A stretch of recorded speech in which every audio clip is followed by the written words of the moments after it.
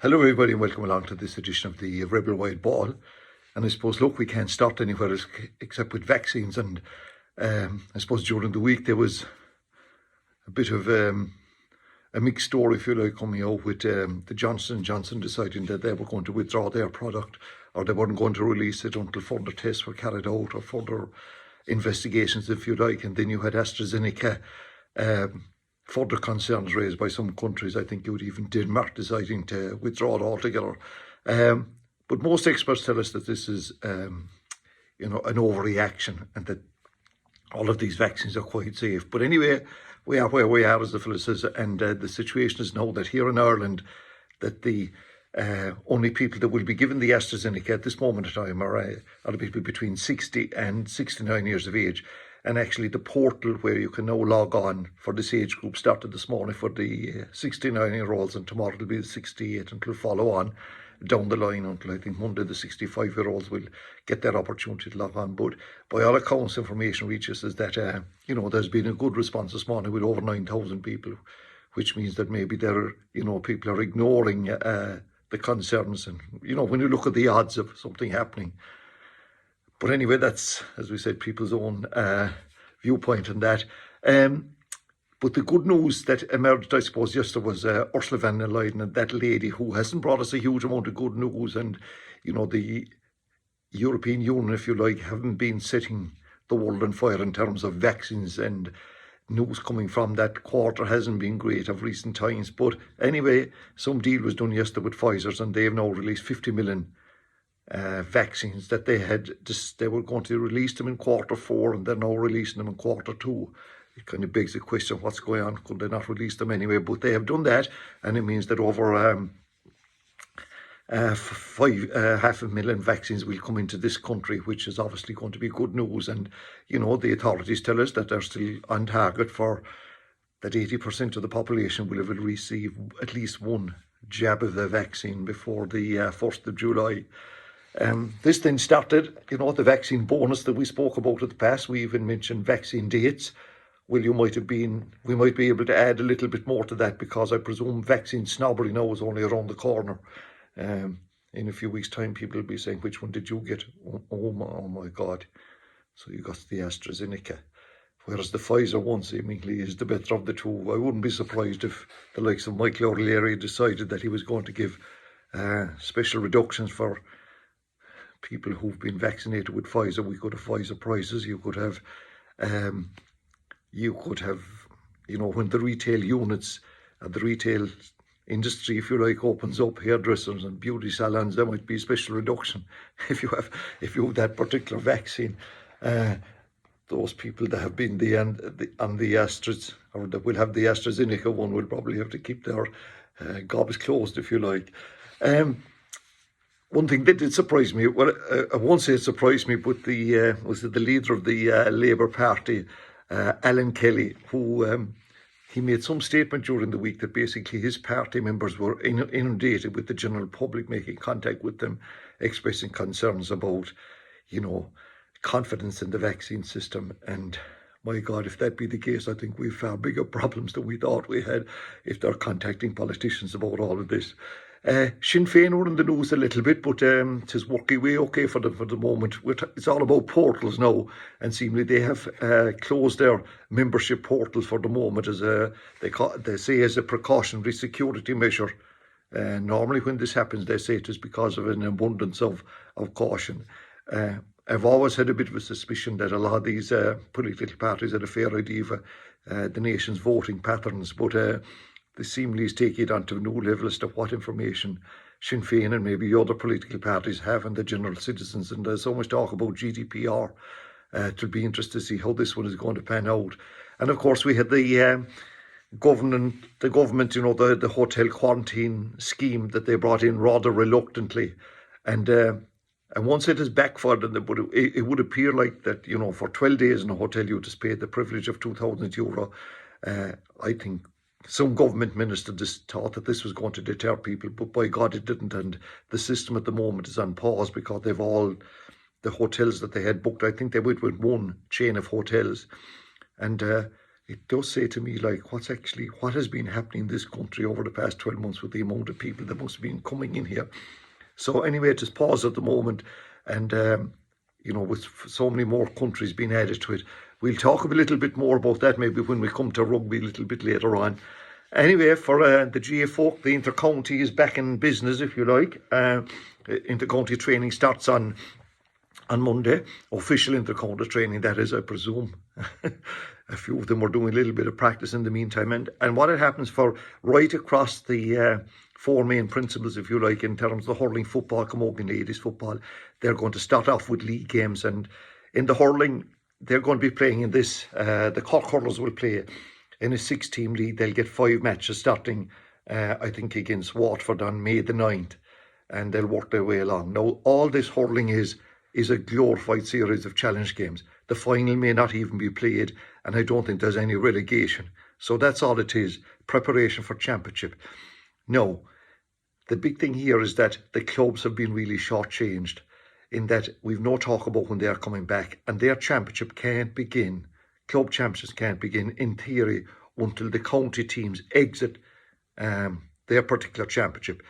And this is going to cause fierce problems in Cork because it's the biggest county. There's a huge number of clubs that are dual clubs, and there's only 3 county finals from last year. There were only 3 of them played.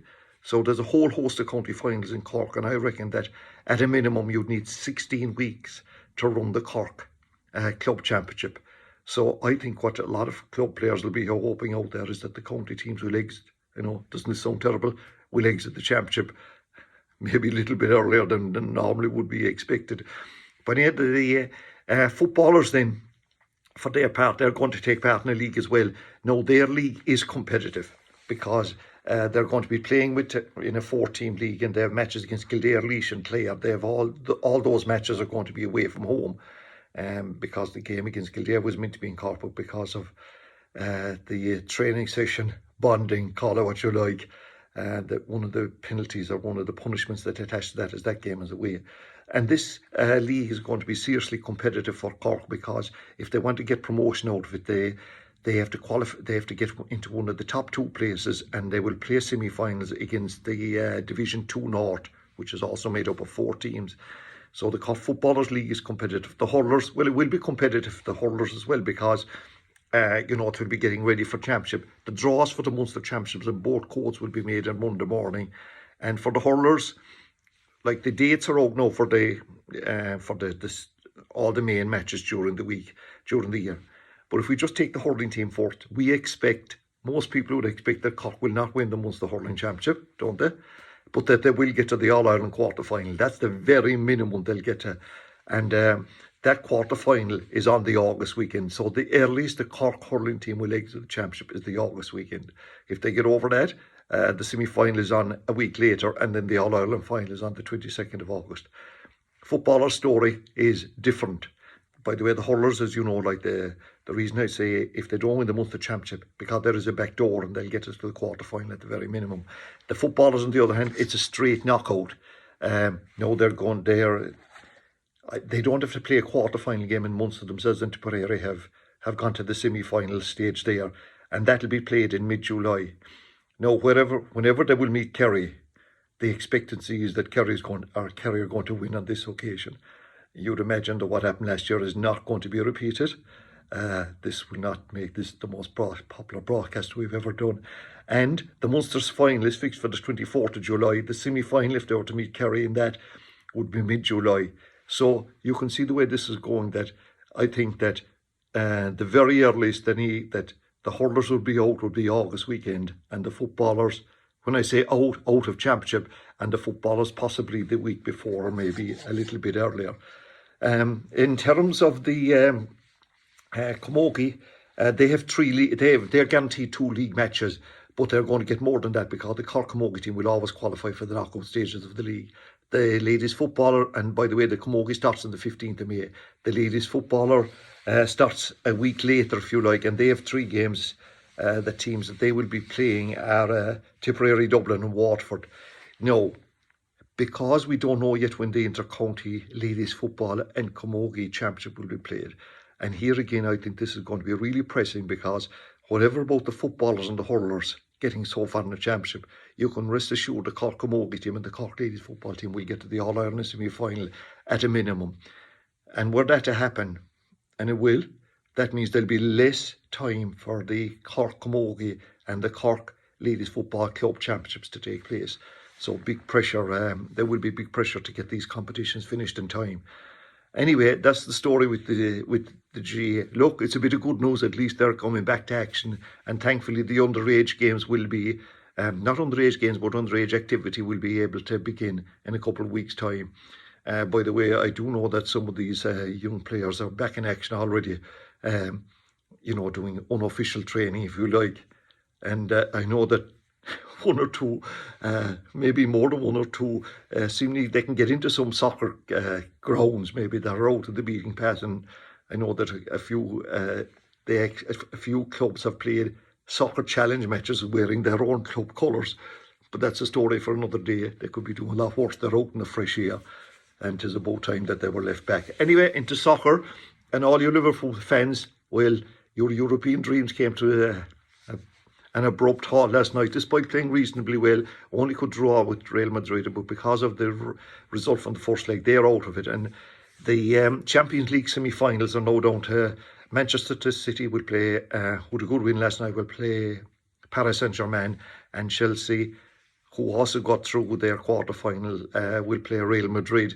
So Manchester City, by the way, are still online to win 4 competitions this season. Tonight, it's Europa League time, and there are 2 English teams involved here. Man United are 2-0 up from their first game against Granada, and that game is on at Old Trafford, so they will be expected to qualify for the semi-final. If they weren't, I'd imagine Ole Gunnar Solskjaer would be looking for a new job tomorrow morning. I can't see that happening. Arsenal, though, who've had a pretty poor season, I don't know whether I should say by their standards or not, but they travel and they're playing Slavia Prague tonight, and it's 1-1 so far. So that's going to be a big test, I think, for Arsenal, to be good for them. Well, to be a good result if they were to get over that one. Moving to what's happening at the weekend, I was going to say nearer home, but there's such devotion to many of these teams across the pond that is nearly like that. The FA Cup semi-finals are on this weekend. On Saturday, you have Chelsea taking on Manchester City. Both semi-finals are at Wembley. That's at 5:30 on Saturday. And then on Sunday at 6:30, you have the 2 lesser teams, Leicester versus Southampton and that. And then in the Premier League, not as many games because of the FA Cup. But on Saturday, West Ham played Newcastle. And normally West Ham don't get a huge amount of mentions when it comes to this into the season, but they're doing really well, and they're in 4th place. And they have a real chance now of getting that 4th spot. Like at the moment, you have City, Manchester United, Leicester, and then West Ham are in 4th spot, Chelsea 5th, Liverpool 6th. So there's still that 4th spot is going to be where all the action is for the next couple of weeks till the season comes to an end. Then on Sunday, the 2 games may be of interest to you: Arsenal versus Fulham and Manchester United versus Burnley. Now, last weekend we mentioned a game between Manchester City and Leeds United fans, and by all accounts, some Leeds United supporters weren't too impressed with us when we intimated that they weren't going to beat Manchester City. My God, did they do it and do it well, and I think they were down a man for a lot of that game. Well, their next game in the league is on Monday night when they take on Liverpool. So we'll be on their side for that one. League of Ireland, and the 2 Cork teams, as you know, haven't made a great start to Division 1. Cork City play Shells tonight. They have, won 1 game and lost 2. And their goal scoring leaves a bit to be desired, and that's a big game for them.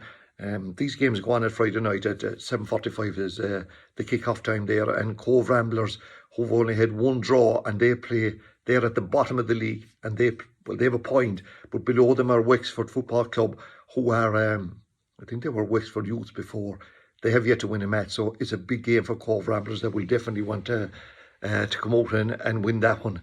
In terms of rugby, well, it's the Six Nations, and it's the women's Six Nations. And after Ireland's great win over Wales last week, basically the way the Six Nations operate this year, they've divided into 2 groups of 3 teams. So every team is guaranteed 2 matches. And in the Ireland group, you have Italy, France and Ireland, and then England, Scotland and Italy. And when these are over, then when these round of games are over this weekend, the top two teams will play each second two teams, and the third two teams will play each other in the finals next weekend. So Ireland against France, and basically England are the dominant team in Six Nations rugby. They're full-time. France are part-time. Ireland are not. I'm not too sure what kind of support they're getting for the IRFU, but most of these people have jobs. Most of these players have jobs. And like what I can't, it is fairly difficult now to understand Jack Chambers and all of this. The Irish female rugby team are considered elite athletes. And I'm not talking about athletic prowess or anything like that, but these people work. And if they qualify right in third place, or if they qualify in the same position as Italy doing the Euro, that means the next weekend Ireland would go to Italy. And what happens then when they come back? Will they have to quarantine for 12 days at the cost of 2,000 per player? And Fiona Coughlin, who's the team captain, has said this will pose major problems because all of these people have jobs to go, all of these players have jobs to go to. And like, I do think that the GA were sold a bit short here, and it's not like that I'm here to defend them or anything, but the inter-county league could have started a bit earlier. Now, it'll make no difference to the inter-county players. It's the club players who are going to suffer at the end of this because their time is going to be cut down. So I think it's the same with the League of Ireland. I mentioned this before. The players that play for Cork City and Cove Ramblers, they are not full-time athletes. In terms of professionalism, they have other jobs as well. But anyway, the ladies, they take on France in Donnybrook on Saturday at 2:15. It's a big game for them. They were so impressive last weekend, and if they could win this weekend, well, it would mean that they wouldn't have to travel to Italy anyway, because I'd imagine Italy will be down at the bottom of their group. The other big news that came from the rugby, the other big news rugby story was that Simon Zebo, who left Ireland 3 years ago to go to Racing, is returning after a really good career there, where he played 58 games and scored 32 tries. Prior to that, he was Munster's leading try scorers in 144 games. I think it was 60 tries he scored. But he's coming back on a 1-year deal. Now, when I saw this, I said, like, he's 31 years of age. Why would you come on a 1-year deal? Surely you could get a little bit better. But because of the finances at the IRFU and at Munster level are down at the moment, all these players are signing 1-year deals in the expectancy and the hope that things will improve next season. It will be good for Ireland. He'll be able to play for Ireland now. And with the World Cup in France coming up in 2 years' time, he'd be really anxious to regain his place because, he's an outstanding rugby player. And, it's a big travesty in one sense, I thought, that the fact that he wasn't able to play. And then several fellas from other countries that were able to, because of this 3-year residency rule, were able to play. But yeah, so Simon Zebo is coming back to play with Munster. And just before we say our goodbyes for this week, just to mention that the Cork hurlers are getting involved in a fundraising this weekend. It's called For Pieta, and it starts on Friday evening at 4. It goes on for 48 hours, all through the night. And they'll, the players, and I suppose maybe some management as well, will puck the sliotar for an hour, and then the next player will join. It will be live screened on an Instagram page they have set up for it. But the most important thing is it raises funds for Pieta House, and you can get on to it's donations only online to iDonate, or if you get onto the Cork GA website, there's plenty of links to it. So we wish him the very best of luck in that. So again, thanks for tuning in, and until the next time, stay safe.